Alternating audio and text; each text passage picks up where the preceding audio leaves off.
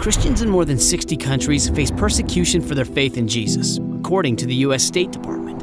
75% of people on the planet today live in countries where persecution of Christians is the norm. In fact, Christians are the most persecuted religious group in the world, and there's more persecution of Christians today than at any point in human history. But you might ask, what does modern persecution even look like? Persecution generally doesn't start with beheadings and massacres. It starts in subtle ways, with alienation and discrimination. Christians around the globe today face constant threats that they and their children will be abducted, tortured, raped, and beheaded.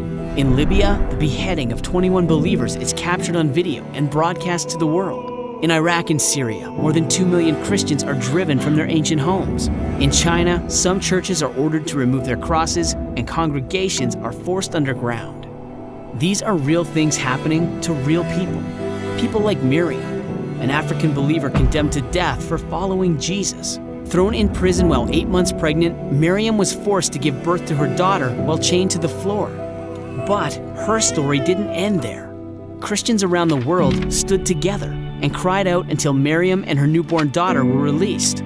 As Miriam's story shows, when we stand with the persecuted, we can make a difference. We cannot be silent any longer.